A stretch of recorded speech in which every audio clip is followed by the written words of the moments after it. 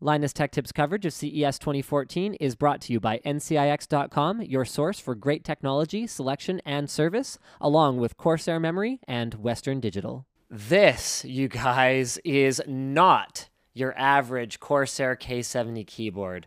This is the world's first fully RGB backlit mechanical keyboard featuring Cherry MX switches. Now, you might say to me, Linus, we have tons of RGB backlit keyboards. Why would we care about mechanical? In which case, I would direct you to any of the other videos that we've ever made about why mechanical keyboards are vastly superior, and particularly Cherry MX is a favorite of all of the staff here at Linus Tech Tips. So you cannot replicate the quality, at least from what we've tried in the past, with other differently branded switches. It just doesn't really happen. They're still manufactured in Germany, and there's not much stuff you can say that about these days. All right, so on to this keyboard. First up, well, okay, it's RGB backlit. Second up, what I was kind of expecting to see was programmable backlighting, and you could just kind of change the full backlight to any color, maybe like a WASD zone to go along with one of the other zones or something like that. What we got is probably one of the most complex keyboards ever. I mean, they're actually using a digital signage processor from Panasonic, the first time this has ever been implemented in a consumer-grade device in order to drive what is effectively an LED display. I mean, that's what this processor's for. It's for digital signage, large format LED displays. And that's what we're looking at here. So I've seen 16.8 million color RGB backlit keyboards that really, when you tinker around with them and you configure all the settings in the color dials, is probably more like 256 colors. That is not the case here. We have an extremely wide variety. We've also got, okay, all right, let's talk about the LED reliability. So you've got all these colors, and one of the things that I was really concerned about when I first heard about this keyboard was you see LEDs die. I have a K90 that's got a dead LED on it. It's like, yeah, okay, it still works just fine. The key switch works, but it's not perfect anymore, and that doesn't make me happy. So what I was informed of is that they're using a completely different method of mounting the LEDs in order to dramatically increase reliability. Now, the way that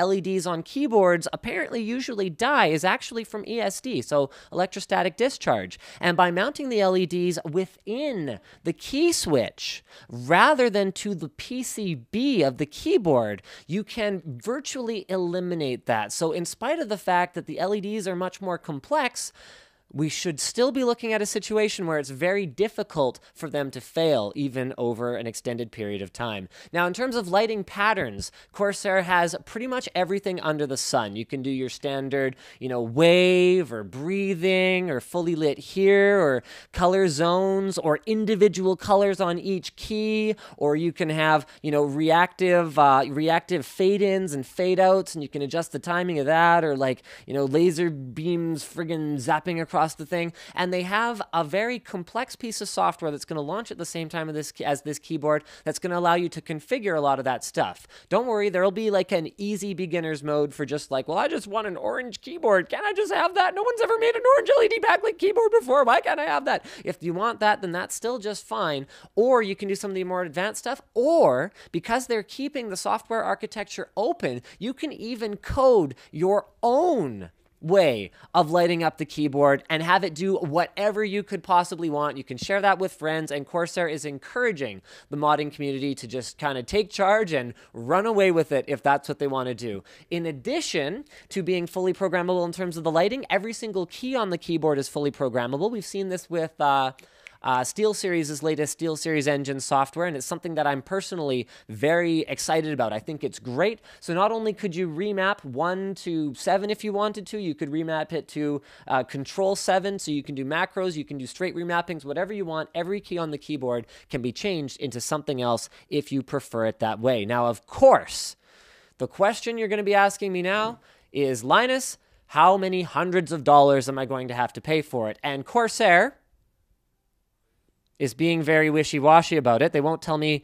a straight price. I was like, okay, tell me this. Is it 200? Is it 250? And they said, okay, we won't tell you, but we will tell you that there are RGB backlit membrane keyboards that will cost more than this, which to me means under 200, although I could be wrong, but I hope I'm right. Because if this comes in around 150 to 170, I think it is a knockout punch to pretty much anyone who is not delivering such an advanced LED backlit mechanical keyboard. It's going to be available in red switches, black switches, and no, not black switches, red switches, brown switches, and blue switches at the start. And so that addresses one of my other complaints about Corsair keyboards, and that's that they seem to always lead with red, and I'm more of a brown guy.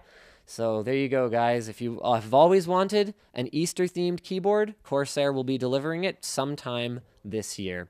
Don't miss any of our CES 2014 coverage here, guys. Our trip to the show is powered by ncix.com, your source for great technology selection and service, as well as our other sponsors, Corsair, which has nothing to do with why I'm raving about this keyboard. If you guys will notice, I was actually raving about this before I'd even seen it yet because I was super excited. And a Western Digital. Big thanks to those guys for allowing us to be here.